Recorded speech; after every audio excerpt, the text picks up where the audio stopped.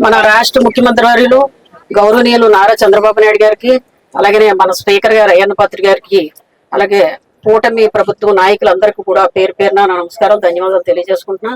మరి అదే విధంగా ఇక్కడ విచ్చేసినటువంటి పాత్రికేయ మిత్రులకు ప్రతి ఒక్కరు కూడా నమస్కారాలు తెలియజేసుకుంటున్నా. మరి అదే విధంగా ఈ వార్డు ఇన్ఛార్జ్ మన కాశీరత్న గారికి, గోవింద గారికి, అలాగే మన తాతీల మేష్ గారు ఫస్ట్ నుంచి కూడా ఇక్కడ పెద్ద దిక్కు ఈ శివపురానికి, అలాగే తాతీల మేష్ గారికి, తాతాజీ గారికి, రుత్తల సత్యనారాయణ గారికి, సబ్వరపు పెదబాబు గారికి, సీరారెడ్డి శ్రీని గారికి, మణికంఠ గారికి, రామకృష్ణ గారికి, అలాగే ఇక్కడ విచ్చేసినట్టు ప్రతి ఒక్కరు కుటుంబ సభ్యులందరికీ కూడా పేరు పేరున నమస్కారాలు తెలియజేసుకుంటా. మరి ఈ రోజు మన మేష్ గారు చెప్పారు, గోవింద్ చెప్పారు, గత ప్రభుత్వం మనం మున్సిపాలిటీలో ఉన్నప్పుడు కూడా ఏమి కూడా చేయించుకోలేకపోయాము. కనీసం మేము అడిగేవాళ్ళం, చెత్త పేరుకుపోయి ఉంది, చెత్త కనీసం తీయండి అని చెప్తే ట్రాక్టర్లో ఆయిల్ లేదండి, డీజిల్ లేదు, మేము ట్రాక్టర్లు లేవు, అద్దెకి తిప్పుతున్నాం అని చెప్పేవారు తప్ప ఏ రోజు కూడా ఒక ట్రాక్టర్ కానీ ఏమీ కూడా ఒక వెహికల్ కూడా ఇచ్చి పాపాన్ని పోలేదు. మరి అలాంటిది భగవంతుడి దయ వల్ల, మీ అందరి దయ వల్ల కూటమి ప్రభుత్వం రావడం, అక్కడ సీఎం గారు చంద్రబాబు నాయుడు గారు రావడం, అలాగే ఇక్కడ అయ్యన్న పాత్రి గారిని మనం గెలిపించుకోవటం అయిన తర్వాత ఈ 2 సంవత్సరాల్లో చేసినటువంటి అభివృద్ధిది మనం 10-11 రోజులు పెట్టించి కూడా మేము రోడ్లు ఓపెనింగ్ చేసుకోవడం జరుగుతుంది. అది కూడా 189 రోడ్లు, అంటే డ్రైన్స్ అయితేనేమి, కల్వర్ట్ అయితేనేమి, అలాగే సీసీ రోడ్లు అయితేనేమి, ఇవన్నీ కూడా 189 పనులు మనం చేపట్టాం. అవన్నీ కూడా 10-11 రోజులు పెట్టి మనం ఓపెనింగ్ చేసుకుంటూ వస్తున్నాం. అలాగే ఇంకొక 10 రోజులు టైం ఉంటుంది ఓపెనింగ్ చేయటానికి. అలాంటిది కట్టడానికి ఒక 2 సంవత్సరాలు పట్టింది. కాబట్టి ఇవన్నీ కూడా అభివృద్ధి చేస్తూ ఎక్కడ కూడా సంక్షేమాన్ని ఆపుకుంటా మన రాష్ట్రం అభివృద్ధి చేస్తుంది. ఈ రోజు 32 కోట్లతో మన నర్సీపట్నం మున్సిపాలిటీకి అభివృద్ధి పనులు చేపట్టడం జరిగింది. 1-2 కాదు, 32 కోట్లతో అభివృద్ధి పనులు చేసుకున్నాం. అలాగనే త్రాగునీటి పథకం కూడా 185 కోట్లతో ఇంటింటికి కుళాయి పథకానికి కూడా మన అయ్యన్న పాత్రి గారు తేవడం జరిగింది. 185 కోట్లు.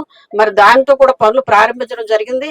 ఇప్పుడే చెప్పారు, గోవింద్ కూడా చెప్పాడు, ఏమంటే రోడ్లు తవ్వేసి, మనం వేసిన రోడ్లు తవ్వేసి పోడ్చుకుంటూ వదిలేసినటువంటి రోడ్లే మళ్ళీ ఈ రోజు రోడ్లు శాంక్షన్ చేసుకుని మళ్ళీ మన ప్రభుత్వం వచ్చాక రోడ్లు చేసుకుంటూ ఈ పైప్ లైన్ వేసిన తర్వాత మనం ఈ రోడ్లన్నీ కంప్లీట్ చేసుకుంటాం.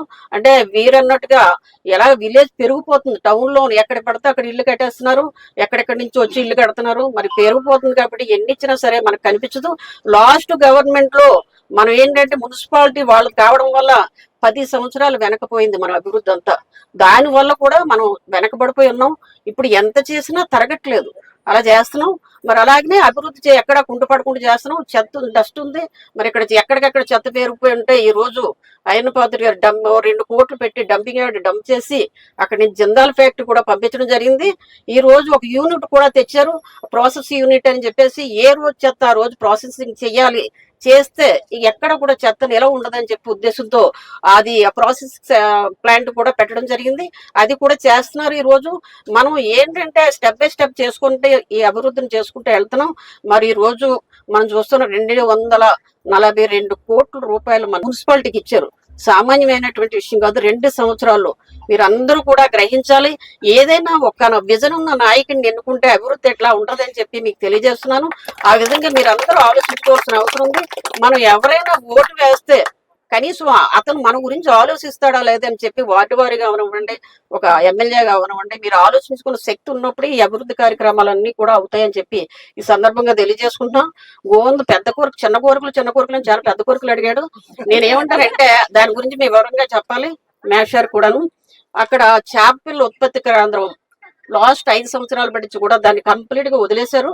వదిలేస్తే మన అయ్యన్న పాత్రి గారు చొరవ తీసుకుని కలెక్టర్ గారిని పిలిచి ఆవిడ్ని సిఎస్ఆర్ గ్రాంట్ కింద అడిగి అక్కడ కూడా ఒక 4 కోట్లు శాంక్షన్ చేసి దాన్ని కంప్లీట్ గా, ఎందుకంటే మీకు తెలియాలి అక్కడ చేప పిల్లలు చేసి ఉత్పత్తి అయిన తర్వాత మన తాండా రిజర్వాయర్ లోను లేకపోతే చెరువుల్లోనూ వేస్తారు ఆ పిల్లలు తీసుకెళ్లి. ఆ విధంగా ఉత్పత్తి కేంద్రాన్ని డంప్ చేసేసి వదిలేస్తే దాన్ని పైకి తీసుకొచ్చి ఇప్పుడు అంతా క్లీన్ చేస్తున్నారు.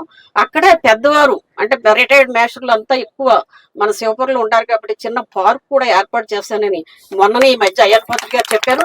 కళ్యాణ మండపం అంటారా, ముందు మన రోడ్లు కాలువలు అన్ని అయిపోయిన తర్వాత ఈ రోజు ఏదో మాట ఇచ్చేసి వెళ్ళిపోయి రేపు కళ్యాణం ఇవ్వలేదని నేను మాట అయితే అన్ను. కనీసం అది కూడా వారి దృష్టిలో పెడతాను. నేను ఇక్కడైతే మాత్రం రోడ్లు కానీ ఇవన్నీ నేను కంప్లీట్ చేయడానికి ట్రై చేస్తున్నాను.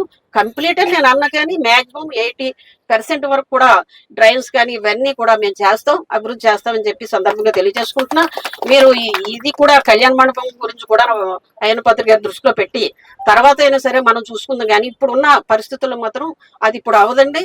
ఇది పార్కును ఈ ఉత్పత్తి కేంద్రం డెవలప్మెంట్ కూడా తప్పనిసరిగా చేస్తామని మాటిస్తూ, అలాగే ఇప్పుడు ఇక్కడ ఉన్నటువంటి చాలా మంది రోడ్ల గురించి డ్రైవ్స్ గురించి అడిగారు.